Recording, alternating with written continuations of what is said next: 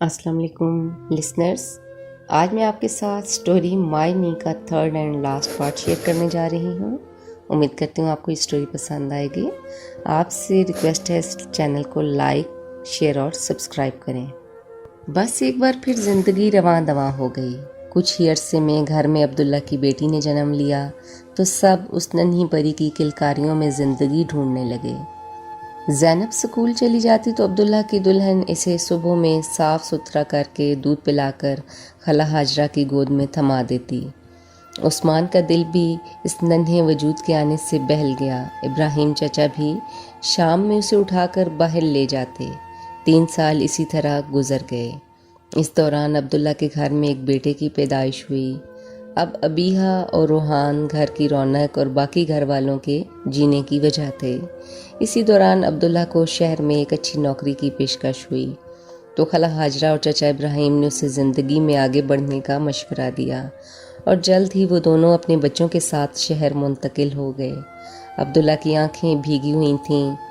امی نے تسلی دی، بیٹا ہم تمہیں ملنے آتے رہیں گے۔ زینب ان کے جانے سے کچھ دکھی تو تھی لیکن دل پر پتھر رکھے ہوئے تھی۔ اب زینب کی تعلیم بھی مکمل ہونے والی تھی۔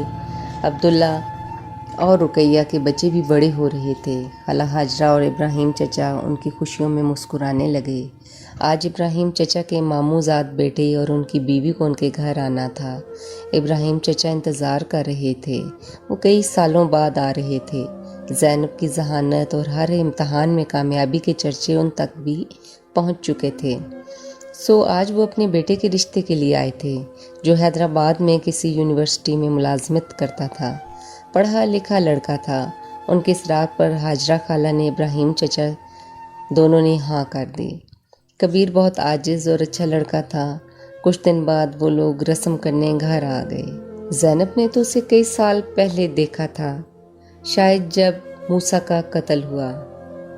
وہ شروع سے ایک ہونہار طالبہ تھی اور ساتھ ہی ساتھ ایک فرمانبردار بیٹی بھی تھی۔ دل میں عثمان اور امی ابو کی پریشانی بھی تھی، لیکن خالہ ہاجرہ نے سمجھایا، بیٹا کبیر حیدرآباد ہوتا ہے لیکن تم تو ہمارے قریب ہوگی، اپنے سسرال میں جب جی چاہے آ جانا۔ منگنی کی رسم سے 1 روز پہلے رقیہ اور عبداللہ اور اس کے بیوی بچے بھی آ گئے۔ ان کے ہوش سنبھالنے کے بعد گھر میں یہ پہلا خوشی کا موقع تھا۔ گھر کے سب بڑے آنکھوں میں آنے والے آنسوں کو چھپا رہے تھے۔ زینب ماں کے ساتھ باپ کا بھی سہارا تھی، باپ کی دوست تھی۔ ابراہیم چچا ہر دل کی بات زینب سے کیا کرتے۔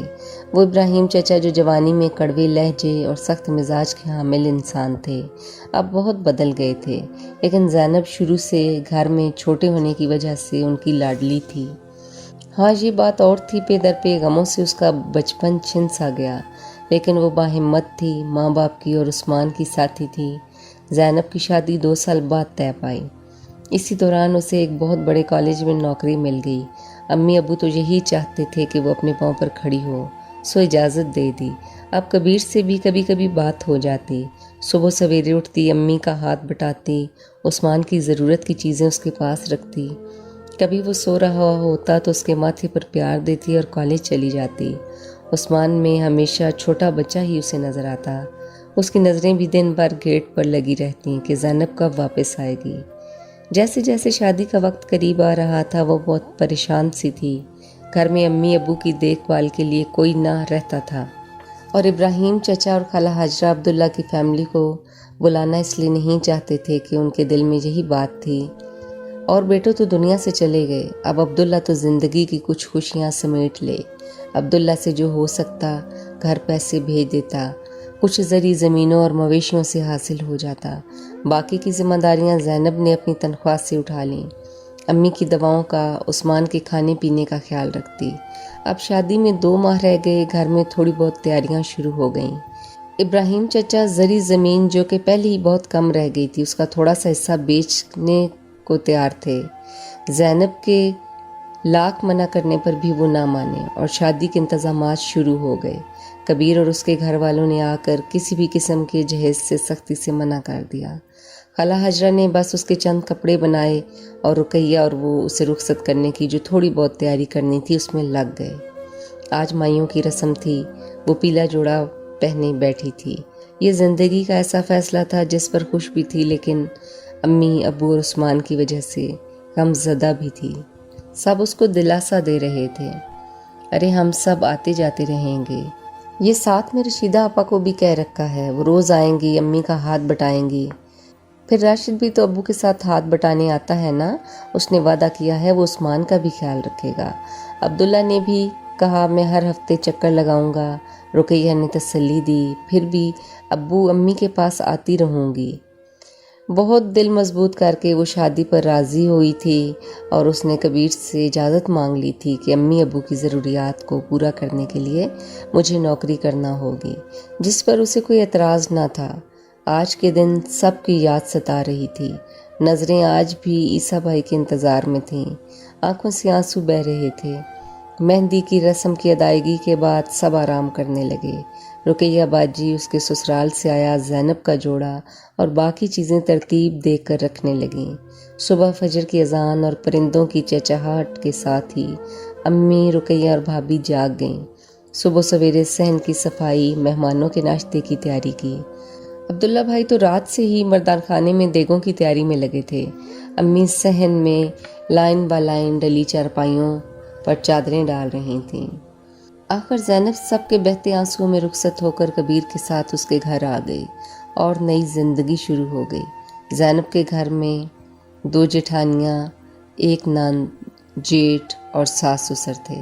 کبیر کچھ دن بعد حیدرآباد نوکری پر چلا گیا، وہ بھی کافی دن بعد آج امی کی طرف رہنے کو آ گئی۔ اب امی، ابو اور عثمان کے علاوہ کوئی بھی گھر میں نہ تھا۔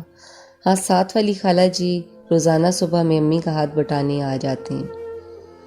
ہر ماہ تنخواہ لینے کے بعد کبھی زینب اکیلے اور کبھی کبیر کے ساتھ آتی اور امی، ابو اور عثمان کی ضرورت کا سامان گھر پر چھوڑ جاتی۔ ابو لاکھ منع کرتے، امی بھی وفادار تھیں، بہت روکتیں، لیکن زینب کی ضد کے آگے خاموش ہونا پڑ جاتا۔ عثمان کی تمام دوائیاں بھی ہر ماہ لے کر آیا کرتی۔ اللہ نے اسے خوب عزت سے نوازا تھا، اب وہ کالج کی وائس پرنسپل تھی۔ واپس آ کر سسرال میں بھی سب کے ساتھ ہاتھ بٹاتی۔ ادھر کبیر کی امی کی صحت بھی کچھ ٹھیک نہیں تھی اور امی ابو بھی اب ضعیف ہو چکے تھے۔ کبیر نے کئی بار اسے کہا کہ میرے ساتھ چل کر حیدرآباد رہو، لیکن اسی خیال سے وہ دور نہیں جا رہی تھی کہ امی ابو کا خیال کون رکھے گا۔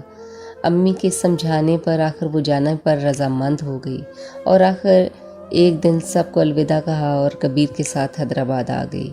کچھ روز گزرے تو ایک روز اچانک سے کبیر کی امی کے بیمار ہونے کی خبر آ گئی۔ وہ لوگ اسی روز وہاں سے روانہ ہو گئے۔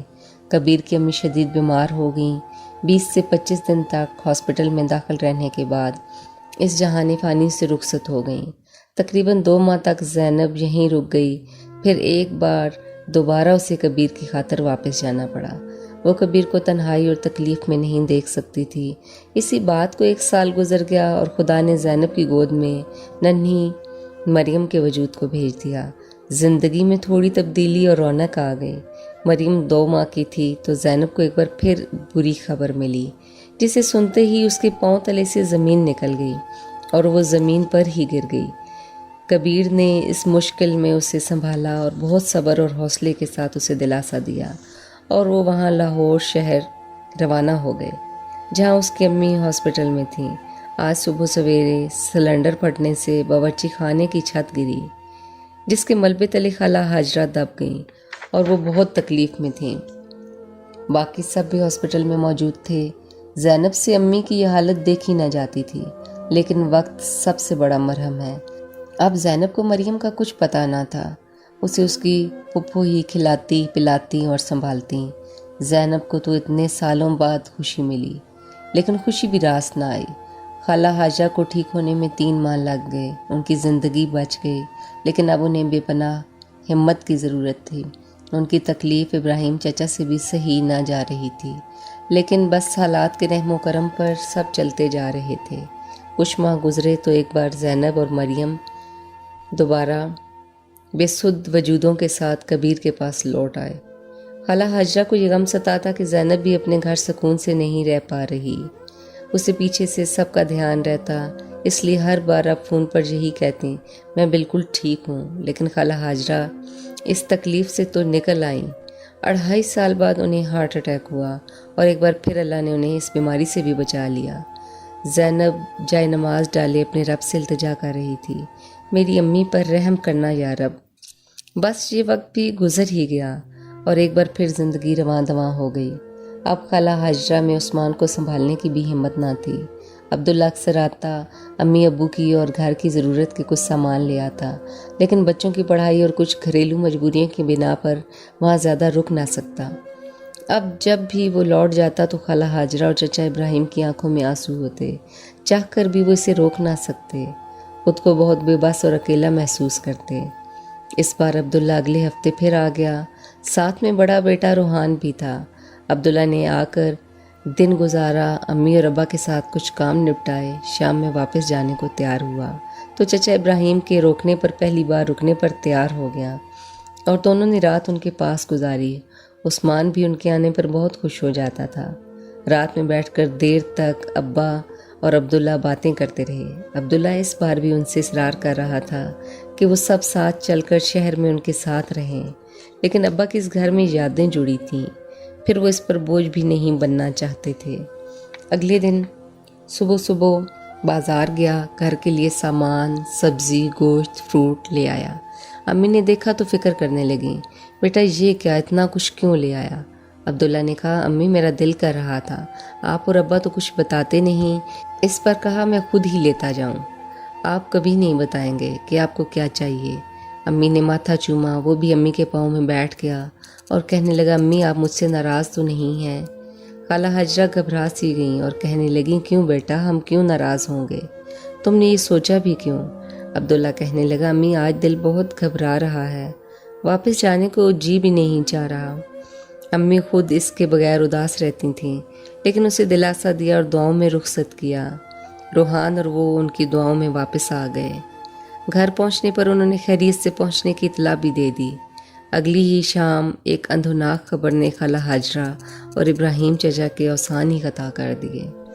عبداللہ کے بیٹے کا کسی سے چھوٹی سی بات پر جھگڑا ہو گیا، زیادتی بھی مخالف سمت سے تھی۔ عبداللہ نے انہیں سمجھانے کی کوشش کی، معاملہ اس وقت تو رفع دفع ہو گیا، لیکن جب شام میں عبداللہ گھر واپس آ رہا تھا تو ان بدبخت لوگوں کی گولیوں کا نشانہ بن گیا اور موقع پر ہی دم توڑ گیا۔ اب تو گھر میں کوئی کسی کو دلاسا کیا دیتا۔ ابراہیم چچا جنازے کے بعد جھکے کندھوں کے ساتھ جائے نماز پر بیٹھے سربسجود تھے، اور خالہ ہاجرہ بھی اللہ کی بارگاہ میں باوجود اس کے کہ ٹوٹے بکھرے وجود میں تھیں، کہہ رہی تھیں، یا اللہ میں تیری رضا میں راضی۔ بس زندگی ابھی بھی ختم تو نہ ہوئی تھی۔ آج بھی چچا ابراہیم اور خالہ ہاجرہ عثمان کے ساتھ بیٹھے کبھی زینب، کبھی رقیہ اور کبھی عبداللہ کے بچوں کے آنے کا انتظار کرتے رہتے ہیں۔ باقی سب بیٹے کھو کر بھی خالہ ہاجرہ آج بھی اپنی ممتا عثمان اور عبداللہ کے یتیم بچوں پر نچھاور کر رہی ہیں۔